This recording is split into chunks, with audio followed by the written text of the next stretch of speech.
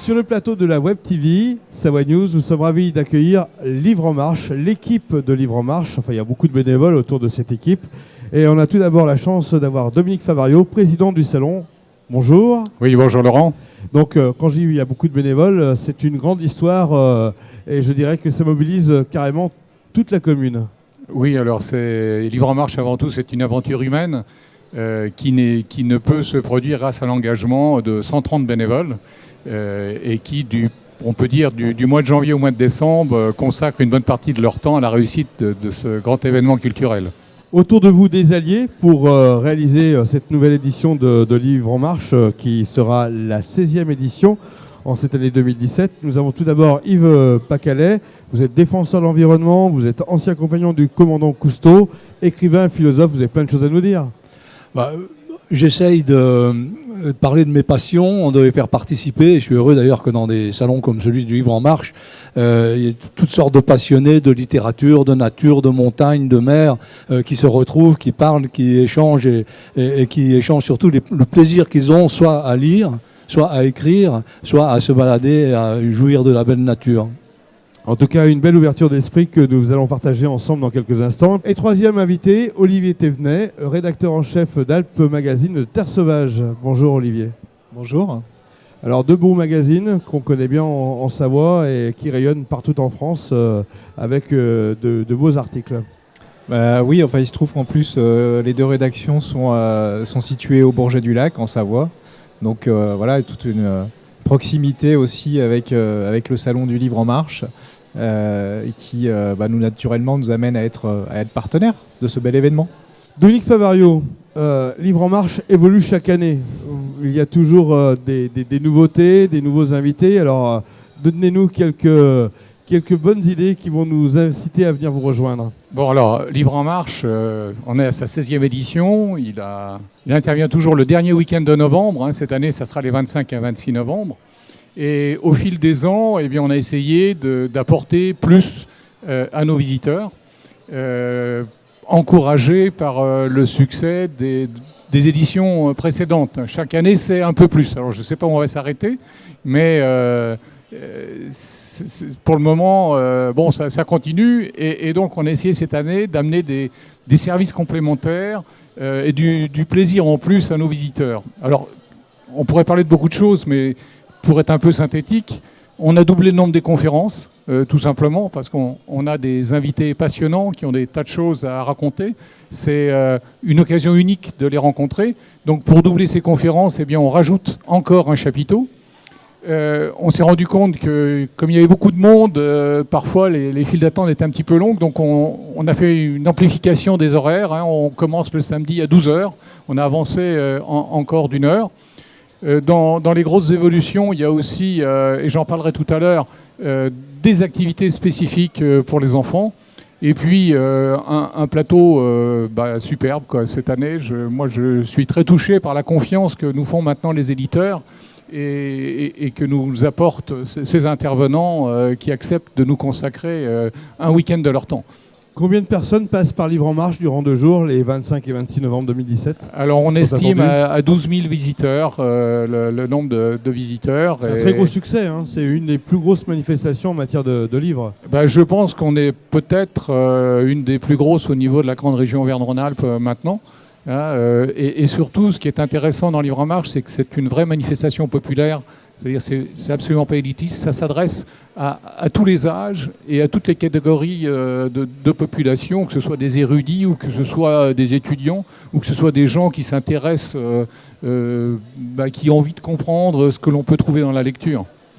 Alors pour y aller depuis quelques années, ce qui est intéressant, c'est les rencontres, justement, les échanges, parfois atypiques, des échanges avec des auteurs qui deviennent accessibles finalement. On peut vraiment prendre le temps de discuter, ça crée le charme de Livre en Marche. Alors Yves Pacalet, c'est ce qui vous a séduit aussi, parce que finalement vous êtes venu quelques années, et puis depuis 2007, vous êtes là, et vous avez fini par devenir l'ambassadeur de Livre en Marche depuis 3 ans maintenant. Alors qu'est-ce qui vous a enthousiasmé à répondre à cette invitation de Dominique Favario ? Ambassadeur, c'est un titre de gloire. Pour moi, j'ai jamais été ambassadeur, c'est la première fois. Eh bien, maintenant, vous l'êtes. Je suis très heureux de l'être. Voilà, je remercie Dominique et toute l'équipe de Livres en Marche. Bon, j'essaye simplement d'aider un petit peu par les connaissances que j'ai à faire venir dans cette manifestation en effet magnifique qui se tient chaque année. J'ai écrit pas mal de bouquins. J'ai aussi participé à pas mal de salons du livre.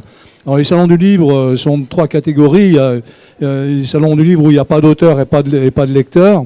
Et les salons du livre où il y a des auteurs mais pas d'acheteurs. Et puis il y a des salons du livre, et les salons du livre en marche est vraiment typique de cette catégorie, où on a à la fois beaucoup d'auteurs, des auteurs intéressants, et des acheteurs et des gens passionnés qui viennent, qui trouvent les auteurs qu'ils aiment. Ils peuvent même les toucher. C'est le contraire de la civilisation actuelle de l'Internet, où on voit les gens sur des écrans, mais on peut pas les voir, on peut pas parler avec eux, on peut pas les toucher. Mais là un salon, ça permet tout ça. Il y a des conversations très longues qui s'engagent et qui sont passionnantes à la fois pour les auteurs dont je fais partie et pour ceux qui viennent essayer d'avoir quelques mots, quelques échanges avec ces personnages. Ce sont ces valeurs-là qui rendent le salon unique ? Il y a une sorte de magie qui se passe pas avec les salons du livre. Il y en a qui atteignent jamais cette sorte de bizarre état où on a une connivence très très rapide qui s'établit entre les auteurs qui voient pas non plus très souvent leurs lecteurs, et puis les lecteurs qui viennent. Alors les lecteurs passionnés, les lecteurs un peu critiques, les lecteurs dubitatifs, et puis qui se laissent convaincre par la façon dont l'auteur présente son livre. À l'inverse, l'auteur est très content de savoir ce qui, dans sa production, lui a permis de toucher un tel ou un tel, une scène, une autre. Très souvent, on a des relations avec les lecteurs qui sont passionnantes parce qu'ils nous racontent leur vie. Ils disent, à tel endroit de votre livre, je me suis retrouvé, j'ai vu ma situation, c'est pas tout à fait la même chose. Et ils racontent, il y a une nourriture réciproque de l'auteur et du lecteur pendant ces salons-là, et c'est des moments passionnants. Alors on rappelle que Livre en Marche c'est le 25 et 26 novembre, qu'il y a un site internet livreenmarche.com. Mais on a voulu vous poser une question, Dominique Favario. Quels sont les invités de cette année, puisqu'à chaque fois la liste est prestigieuse? Alors les thèmes de prédilection de Livre en Marche, c'est toujours la nature, le développement durable, la montagne, la jeunesse, aussi la littérature. On a toujours un peu de policiers, un peu de BD et des auteurs régionaux. Alors la grande nouveauté cette année, j'ai expliqué tout à l'heure, c'est qu'on a travaillé avec les maisons d'édition qui commencent à s'intéresser vraiment à nous et qui font venir vers nous des gens qui ne seraient pas venus habituellement. Donc je ne vais pas les citer, hein, il y a plus d'une 60aine d'auteurs participants, mais si je devais donner quelques noms, notre invité d'honneur, Pierre Rabhi, il y a 5 ans qu'on essaye de le faire venir chez nous. Il fait 2 manifestations par mois, pas plus. Hein, c'est quoi la clé pour ouvrir la porte? La clé, c'est la patience. Hein, Yves, bien sûr. Démontrer que ça vaut la peine de se déplacer, que ça vaut la peine de venir chez nous. La clé, c'est de donner l'envie. Il faut donner l'envie à l'auteur ou à la maison d'édition de participer à Livre en Marche. Donc 2 invités d'honneur, Pierre Rabhi, je crois que Yves nous en parlera un petit peu plus tout à l'heure parce qu'il le connaît beaucoup mieux que moi, et Cyril Dion. Alors Cyril Dion, c'est un personnage qu'on connaît peut-être pas trop par son nom, mais on connaît beaucoup par son film Demain, qui a été un succès planétaire et qui est en train de faire évoluer son activité vers le roman. Et là, il sort un nouveau roman chez Actes Sud, et c'est dans ce cadre qu'il intervient, et Olivier va nous en parler aussi après. Après, si je prends quelques noms, dans la montagne, moi j'ai un petit coup de cœur pour, nos 2 alpinistes féminines, Catherine Destivelle, qui devient elle aussi une fidèle de Livre en Marche, qui a beaucoup de mérite en développant sa maison d'édition, d'édition du Mont Blanc. Et puis Stéphanie Baudet, et là aussi Olivier va nous en parler. Je conseille vraiment à tout le monde de lire son ouvrage À la verticale de soi. C'est vraiment l'ouverture d'une personne qui devient très attachante. Et quand on lit ses livres, on a envie de devenir amie. Elle doit avoir beaucoup d'amis, un privilège assez rare. Donc ça, c'est plutôt sur le côté montagne. Ensuite, côté nature, alors Jean-Michel Bertrand, il est connu par son film La Vallée des Loups, qui a été aussi un succès exceptionnel. Alors il vient avec sa réalisatrice, Marie Amiguet, mais pas on va pas projeter la vallée des loups, on va projeter le film autour de la vallée des loups qui s'appelle Avec les loups, c'est-à-dire l'histoire du film. Et ça va donner, je vais dire, une proximité, une connivence beaucoup plus importante avec le public.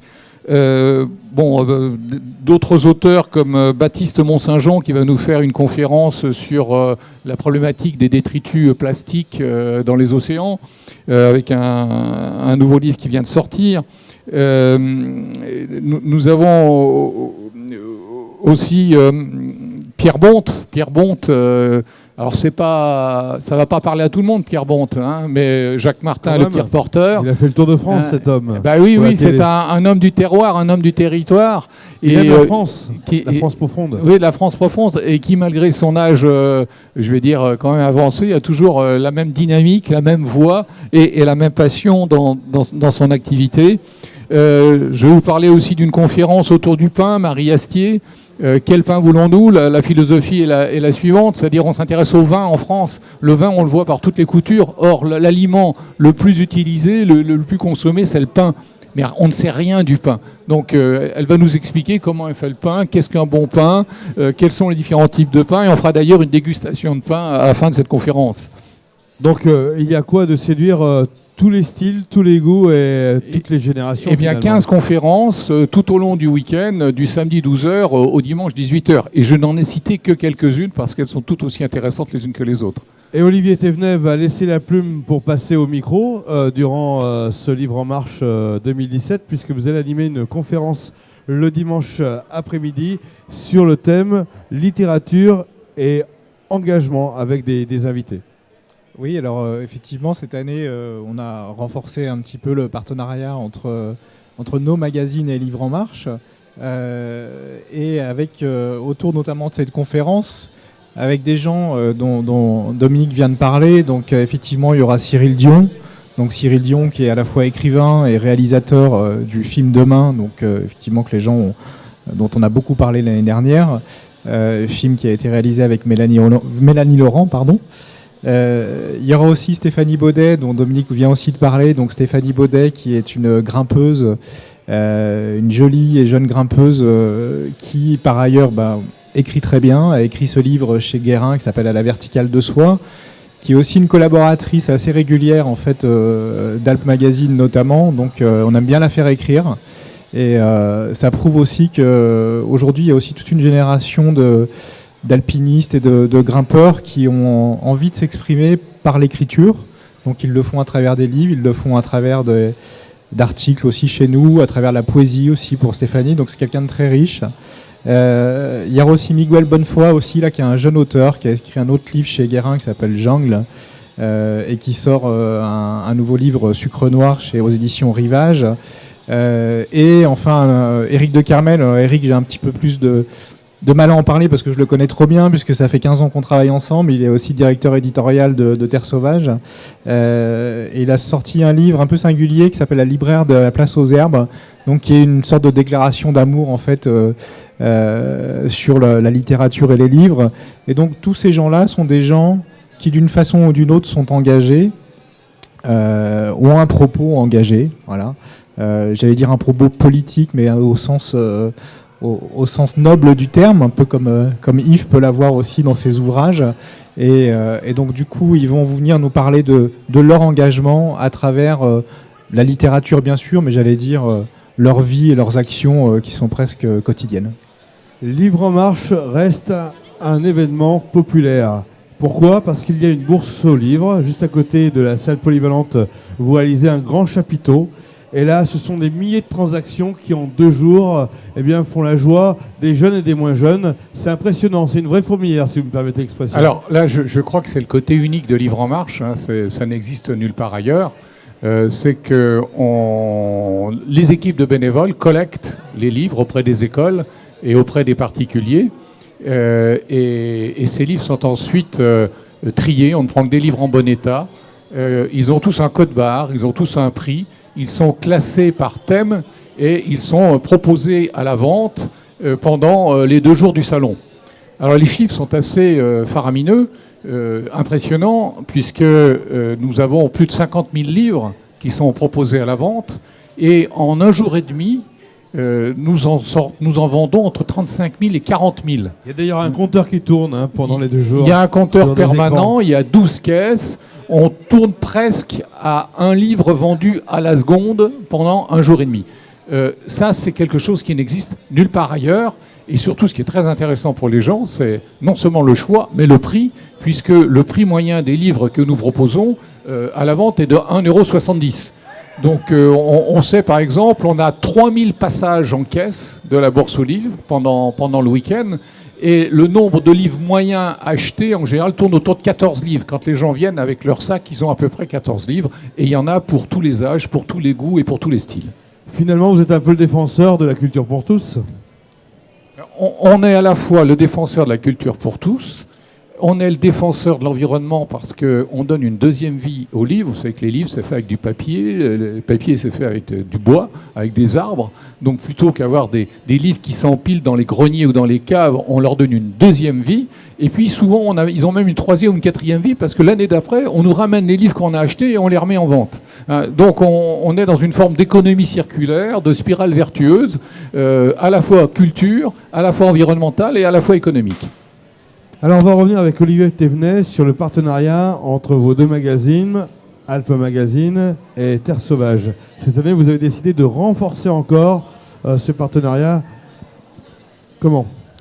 En fait, l'idée, c'est bon, ça fait un petit moment qu'on se connaît avec Dominique et voilà, qu'on échange effectivement sur Livre en Marche. Donc nous, à la fois, que le salon puisse bénéficier de nos médias et de la diffusion de nos médias pour informer nos publics et nos publics de proximité, l'animation de conférences. Voilà, après on ira peut-être encore plus loin, mais il y a 2 raisons. J'allais dire, la première, c'est qu'effectivement on est à la fois dans des thématiques, la montagne, la nature, le développement durable, qui sont des thématiques et la jeunesse, parce qu'il ne faut pas oublier qu'on fait partie d'un groupe qui s'appelle Bayard Milan, qui est le premier éditeur jeunesse en France. Donc du coup, toutes ces thématiques-là, en fait, c'est des thématiques qui nous parlent, c'est des thématiques dont on parle dans nos magazines, et donc on se rend assez proche, et ça c'est déjà le premier lien, parce que j'allais dire, si on est d'un point de vue éditorial, on est proche du salon, donc ça nous plaît. Et puis on est à côté, donc voilà, c'est aussi vivre et accompagner les événements qui sont à côté de chez nous et avec lesquels on a des fortes accointances d'un point de vue, j'allais dire, à la fois personnel et professionnel. Yves Pacalet, on va revenir sur l'invité d'honneur qui sera là à 2 reprises. Le samedi à 16h15, je parle de Pierre Rabhi, avec une conférence pour une convergence des consciences. Et le dimanche matin à 9h30 pour parler d'un film en quête de sens qu'on a évoqué tout à l'heure, Dominique. Alors, c'est quelqu'un que vous connaissez bien ? Oui. On se connaît depuis longtemps avec Pierre Rabhi. On avait le projet de faire un livre à 3 avec Jean-Marie Pelt, tous les 3. Ils ont fait tous les 2 un livre.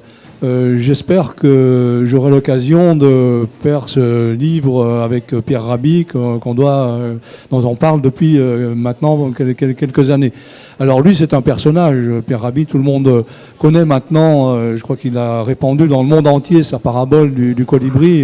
Maintenant, c'est une histoire que chacun connaît. Le colibri qui participe à l'extinction du feu de forêt en amenant sa petite part d'eau, il fait sa part.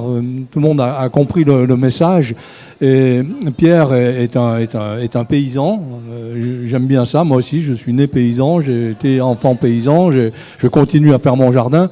Et il regarde le destin de l'humanité à travers ce filtre-là. Il voit comme un paysan comment se nourrir, comment vivre simplement, la philosophie du peu, la simplicité.